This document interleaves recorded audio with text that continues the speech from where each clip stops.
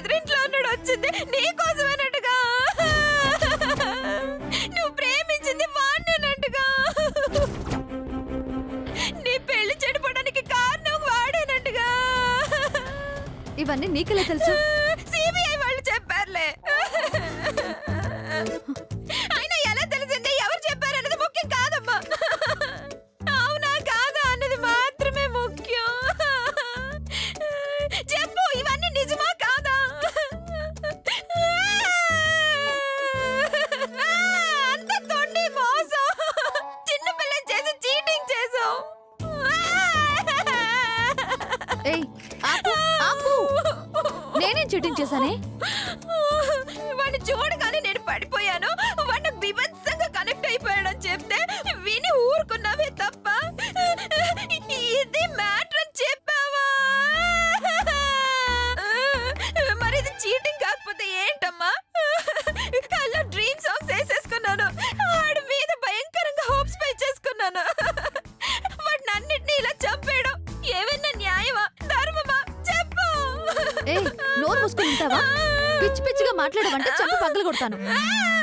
అలాగే కొడుతూ కల్లే. ఓ మాట్లాడు, దాని స్ట్రైట్ గా సమాధానం చెప్పు. ఏంటది? వాడిని నువ్వు ఇప్పటికీ ప్రేమిస్తున్నావా?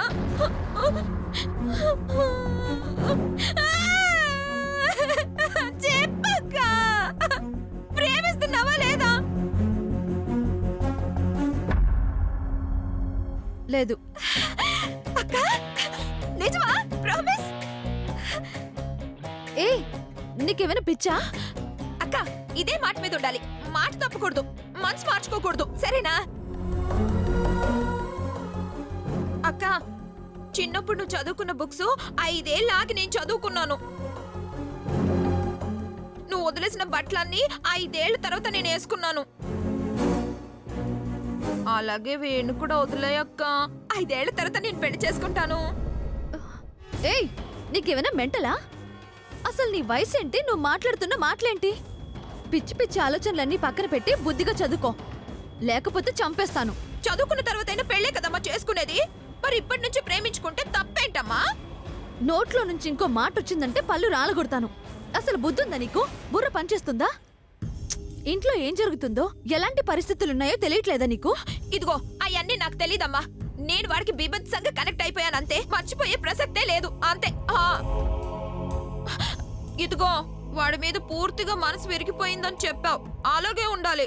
అంతేగాని తిరిగి అతుక్కోవడాలు తోచు. నేను వాడిని మళ్ళీ ప్రేమిస్తున్నాను చెప్పడాలు కానీ అస్సలు చేయకూడదు.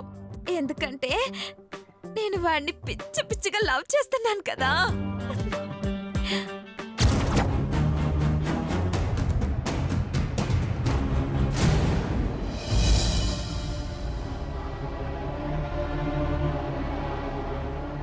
నువ్వు చెప్పిన దాన్ని బట్టి ఆలోచిస్తుంటే ఆ అమ్మమ్మ నీ మీద అంత ఆవేశపడిపోయినా సరే ఏదో ఒక మూలన నీ మీద కొద్దిగా నమ్మకం ఏర్పడిందేమోనని అనిపిస్తుందిరా.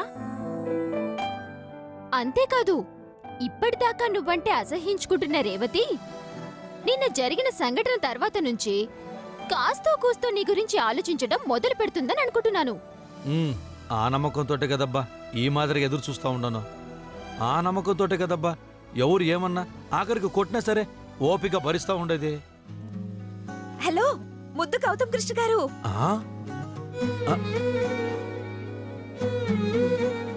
ఓయమ్మా, ఈ ఊళ్ళో నేను తెలిసిన వాళ్ళు ఎవరుండారబ్బా?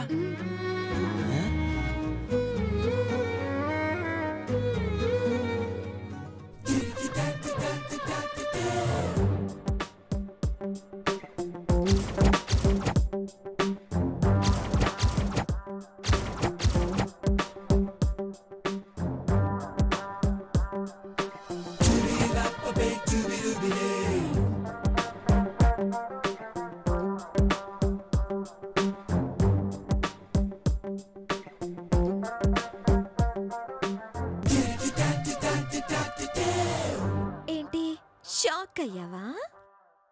నీ పేరెలా తెలిసిపోయిందని టెన్షన్ పడుతున్నావా?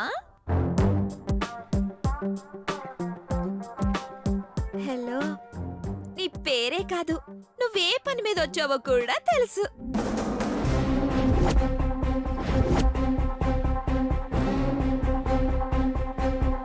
ఇదిగో ఎలా ఒప్పించాలి, ఎలా మెప్పించాలి, ఎలా తీసుకెళ్లిపోవాలి అని ఓ బిభత్సంగా ఆలోచించేస్తున్నట్టునా?